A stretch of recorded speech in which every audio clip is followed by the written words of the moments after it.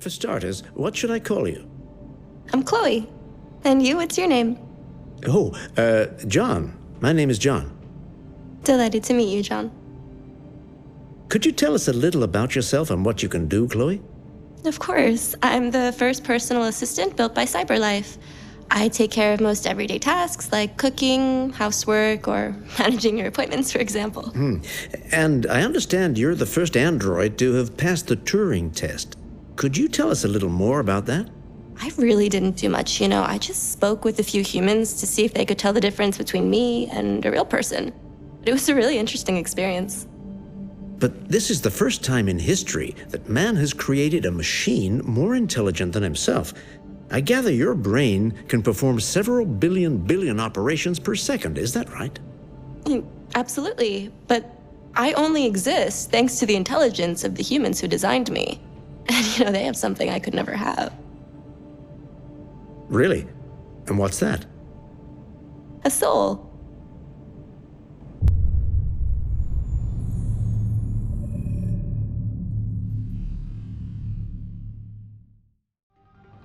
In the space of a few years, androids have completely transformed the world in which we live.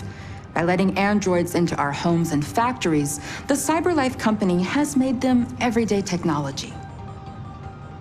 The founder of CyberLife, Elijah Kamski, is a very discreet man. Despite being the CEO of the highest valued company in the world and being voted Man of the Year by Century Magazine, he remains a mystery for most people. That's why we at KNC are so excited to be here as CyberLife opens its doors for the first time.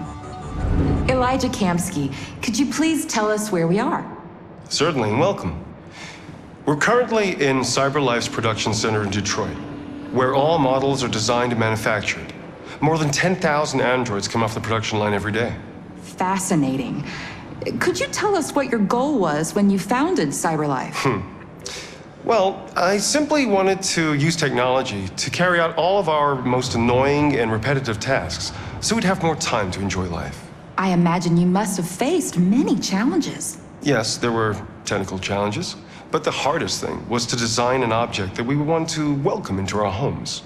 We had to imagine a machine in our own image that resembles us in every way, that moves, breathes, blinks like us, but yet is smarter and more capable than any human being. Let me show you around.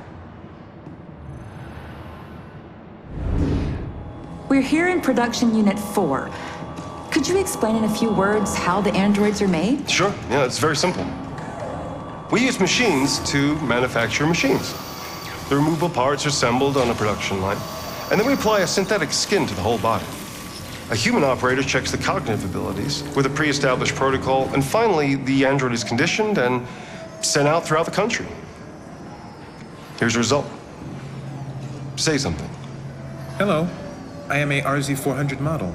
How can I be of service? You can go now.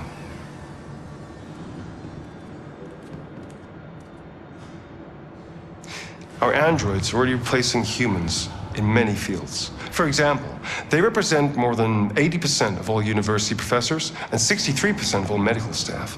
Tomorrow they'll replace our soldiers, and who knows, maybe one day, our leaders, to make the best decisions in humanity's interest.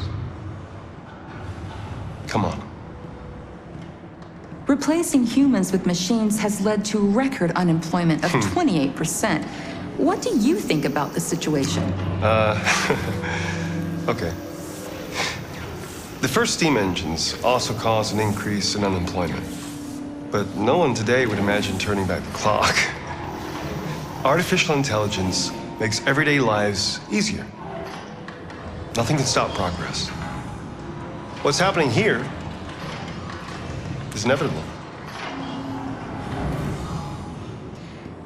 These days, more and more people choose to live with an android rather than another human being. Does this development worry you?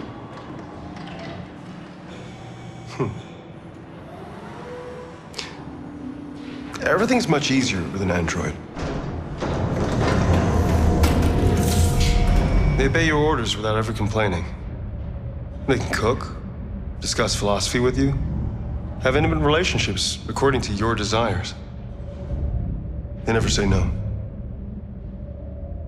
Obviously, they are the perfect partner. Everyone deserves happiness. Why deprive yourself of so-called moral reasons when a machine can make you happy? Many science fiction books tell the story of how machines become more intelligent than us and end up confronting us. Aren't you worried about that possibility? I understand the irrational fears about artificial intelligence, but I assure you that will never happen with a CyberLife android. They're designed to obey humans. They're machines. They can't ever develop any sort of desires or form of consciousness. Are you sure? I'm absolutely certain. You can trust me.